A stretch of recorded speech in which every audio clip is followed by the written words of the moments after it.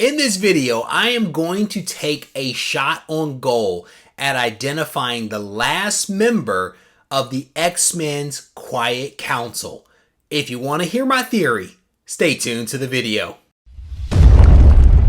Reggie here, your fellow neighborhood bodybuilder and comic book collector, and I want to welcome you to another one of my videos.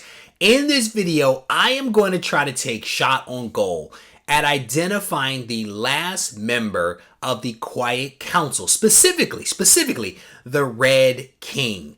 And so for those of you that did not read Jonathan Hickman's House of X and Powers of 10, I want to take just a moment to kind of explain what the Quiet Council is. And for those of you that did read Jonathan Hickman's House of X and Powers of 10, just bear with me for a couple of moments. I promise I will make this brief.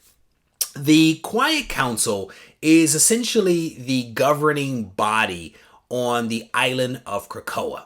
And what the mutants have essentially done is they've come together and they've unified and they've created essentially a nation state that is known as Krakoa. And on this island, they have this council. It's called the Quiet Council, and it is essentially organized into seasons. And this Quiet Council basically decides the rules and regulations and the laws by which all mutants live on this island. And what's really great about what Jonathan Hickman has done is that he's basically unified all of mutantdom on Krakoa and brought together heroes and villains and those individuals that are kind of sort of in between. And they basically join forces. And as a result of that, there is basically this Quiet Council, which represents the various factions and constituents that are represented on Krakoa. And it's actually a really, really cool idea. And when you start to look at the Quiet Council, what you realize is that it is an amalgamation of a lot of different villain teams out there that have basically faced off against the X-Men over the last several decades. And when you look at the membership of the Quiet Council, it's really comprised of members from the Marauders, from Freedom Force, from Brotherhood of Mutants, from the Hellfire Club, the Hellions, and even the Nasty Boys are kind of sort of represented on the Quiet Council. And the Quiet Council itself is actually made up of both heroes and villains from the X-Men and also from some of the aforementioned teams that I just mentioned a moment ago.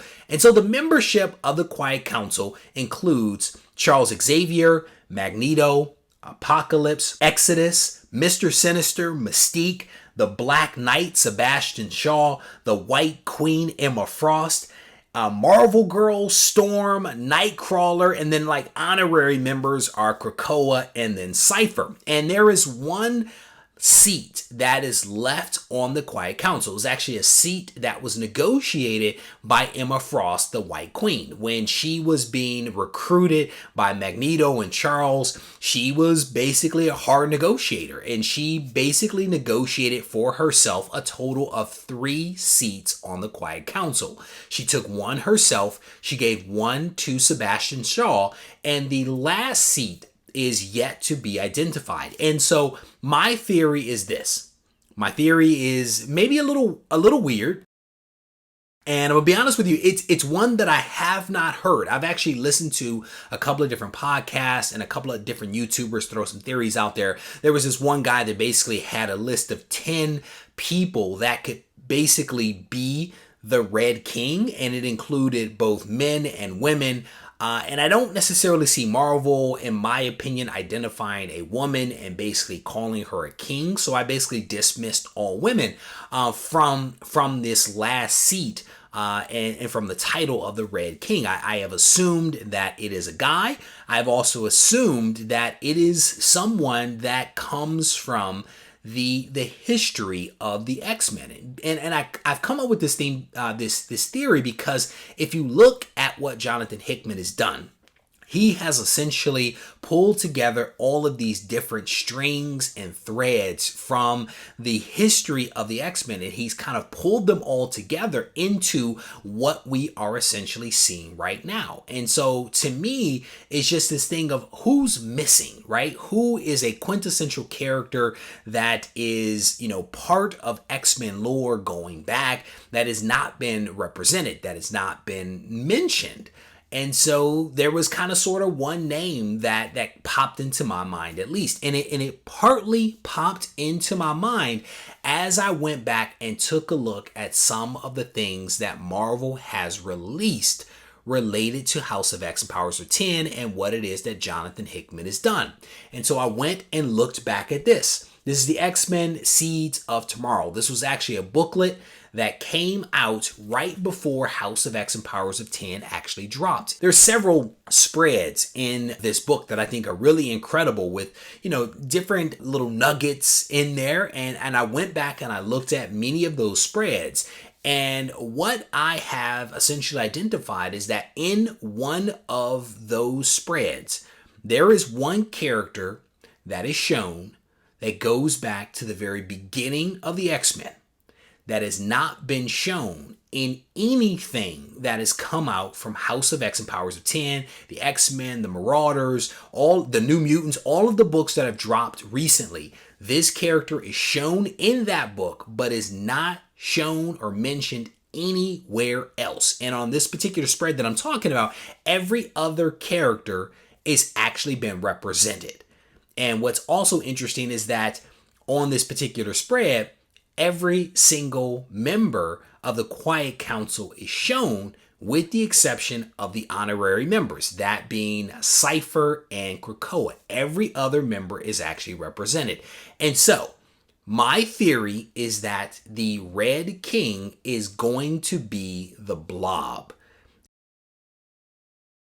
And the Blob is a character that has been around for a very long time. I think he made his first appearance in X-Men number 3 back in 1963 or 64, something like that. And so that is my theory. If you look at this spread, he is the one person that is not represented anywhere.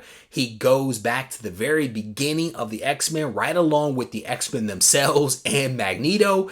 And like I said, he has not been mentioned. So I am drawing a line in the sand and I am declaring that the Red King will be the Blob. And at the end of the day, we will see whether I am right or wrong. And to be honest with you, I am perfectly fine with being wrong. It's not the first time. Jonathan Hickman has actually said in a couple of things that I've listened to and read that he has purposefully dropped little things into the various books that he's worked on to kind of mislead and misdirect people and to prevent people like YouTubers from really figuring out what it is that he's doing. So if I'm wrong, I'm wrong. But if I'm right, that'll be pretty awesome too. So I want to thank you for taking the time to watch this video. Let me know who you think the Red King might be. Let me know if you think I'm on to something or if you have a better idea of who the Red King will be. I look forward to reading your comments in the comment section. And certainly, if you need to reach out to me, feel free to do so on Instagram at RegieCollects. Take care.